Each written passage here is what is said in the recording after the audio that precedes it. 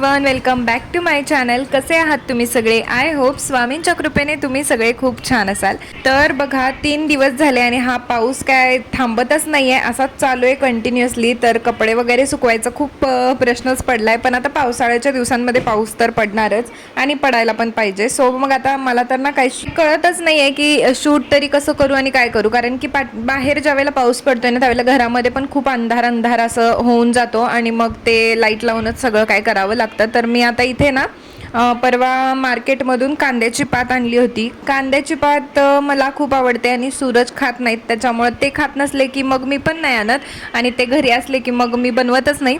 आता ते नाही आहेत तोपर्यंत म्हटलं चला एक दिवस बनवूयात, म्हणून मी घेऊन आले होते आणि आता ते कट करते मी. तर आमच्या सासरी ना कांद्याची पात बनवतात, त्याच्यामध्ये तुरीची डाळ टाकतात. तर मम्मीकडे शेंगदाण्याचा कूट टाकतात आणि मग मी आज शेंगदाण्याचा कूट टाकून बनवली आहे. कारण की ॲक्च्युली तुरीच्या डाळीची आमटी पण मी बनवणार आहे, तर मग दोन्हीमध्ये कशाला तुरीची डाळ, म्हणून मी आता शेंगदाण्याचा कूट टाकूनच बनवते.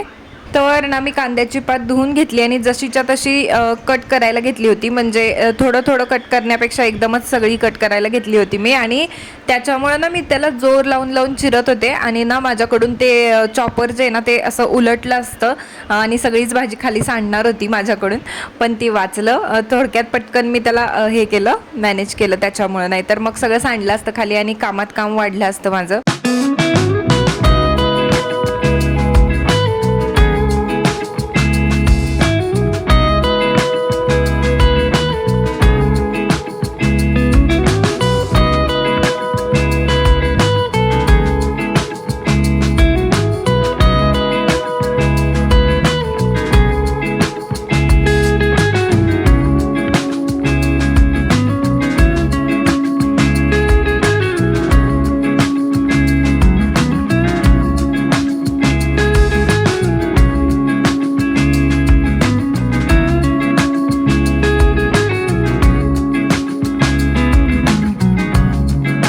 तर आता इथे माझी कांद्याची पात तर बनवून झाली आहे, भात झाला आहे, चपातीचं पीठसुद्धा मळलेलं आहे, चपात्या करायच्या आहेत आणि डाळीला फोडणी द्यायची आहे.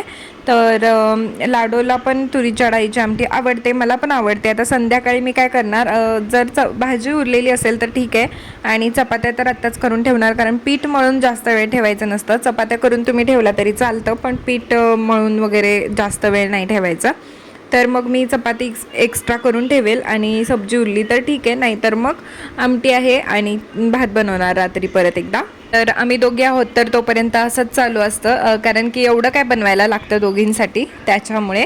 आणि सध्या जरा पाऊस आहे तोपर्यंत कडधान्य वगैरे ह्या गोष्टींवरतीच भर द्यायला पाहिजे. कारण की आता सध्या पाण्यामुळं ना पालेभाज्या वगैरे म्हणजे जंतू लगेच पटकन वाढतात, बॅक्टेरियाज वगैरे. त्याच्यामुळे थोडंसं आता मी करेन ट्राय नेक्स्ट वीकमध्ये वगैरे भाज्या वगैरे ना हिरव्या पालेभाज्या थोड्याशा कमीच आणायच्या. आणि आता बघा मी इकडं माझी काय तयारी चालू आहे, मला कपडे सुकत घालायचे आणि मला दोरी काय बांधायला येईना. कारण की इथल्या भिंती पण इतक्या अशा ठिसूळ असल्यासारख्या आहेत, त्याच्यामध्ये खिळे पण घुसत नाहीत आणि काय, त्याच्यामुळं ना मला ते काही जमेना झाले दोरी बांधायला. सो मी त्याच्यामुळे आता ना ह्या चेअर्सवरतीच कपडे सुकत घालणार आहे.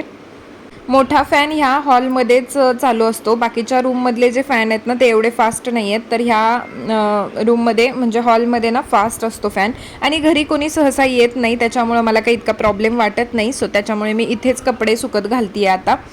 ड्राय केलेले आहेत आणि सुकून जातात. माझा एक्सपिरियन्स आहे, बाहेर ज्यावेळेला आता समजा ते बाहेरच्या साईडला तुम्हाला जी मोठी विंडो दिसते ना त्याला अशा ग्रिल आहेत.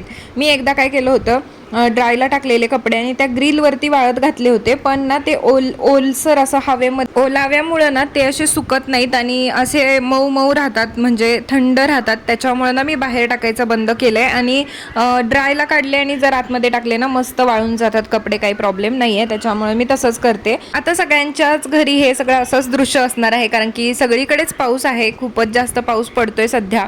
तर काय माहिती आता गणपतीच्या वेळेस मेन म्हणजे पाऊस आलाय आणि नेहमी असंच होतं, गणपतीच्या टायमिंगमध्ये पाऊस खूप जास्त वाढतो. सो आता लाडूसुद्धा आली आहे आणि आता आम्ही जेवण करतो. लाडू यायच्या आधी माझं काही ना काहीतरी खाऊन झालेलं असतं, पण जेवण मी करत नाही, ती आल्यावर परत एकदा जेवत असते, त्याच्यामुळे तिच्यासोबतच मी जेवते. तर बघा अशी झाली आहे ही कांद्याची पात, तुम्हाला दिसत असेल बघा, शेंगदाण्याचा कूट टाकून असं बनवलं होतं मी आणि आता आम्ही जेवण करतो. तर बघा मी आता बसलीये बेडरूममध्ये आणि बेडरूममधला लाईट चालू आहे, त्याच्यामुळे मी तुमच्याशी बोलते आहे व्यवस्थित. कारण बाकी सगळ्या रूममध्ये ना अंधार आहे आणि पावसामुळे पूर्ण अंधार झाल्यासारखं झालं आहे. आणि असं व्हिडिओ शूट करण्यासाठी लाईट तर पाहिजे आणि विदाऊट लाईट मग ते खूप ब्लर आणि वेगळंच दिसतं. तुम्हाला मी कपडे सुकत टाकत होते ती क्लिप बघा जराशी, किती असं म्हणजे ब्लर वाटतं आणि ते काही मग छान शूट होत नाही. त्याच्यामुळं म्हटलं चला तुमच्याशी समोर येऊनच बोलते आणि बाकीचं मग काय आता उद्या शूट करूया. आणि आता बघा गणपती पण आले आणि पाऊस पण एकदमच, तर हे दोन्ही एकाच वेळेला येतात. तर काय करणार आता बघूया. ह्या गणपतीमध्ये सूरज इथे नाही आहेत. सूरज असते तर मला गाडीमधून घेऊन गेले असते आणि सगळं व्यवस्थित झालं असतं. आता पावसावरती डिपेंड आहे, त्यावेळेस जर जास्त पाऊस असेल ना तर मग जाणं मला पॉसिबल होणार नाही. आणि जर नसेल पाऊस इतका तर मी नक्की जाईन आणि तुम्हाला दाखवेन इथे कसा गणपती म्हणजे दाखवेन. बरंच काही म्हणजे असतं त्याच्यामध्ये, तर ते तुम्हाला मी गेले तर नक्कीच दाखवते. आणि बघा लेट्स गो. तर आज मी काही वेगळं शूट करत नाही आणि हा व्लॉग पण मी इथेच थांबवते. तर तुम्हाला भेटते मी पुढच्या व्लॉगमध्ये आता. आणि तोपर्यंत स्वतःची काळजी घ्या. व्हिडिओ शेवटपर्यंत पाहण्यासाठी खूप खूप थँक्यू. आणि तुम्ही जर चॅनलवरती नवीन असाल आणि पहिल्यांदाच व्हिडिओ पाहत असाल तर चॅनलला सबस्क्राईब करायला विसरू नका. Bye bye.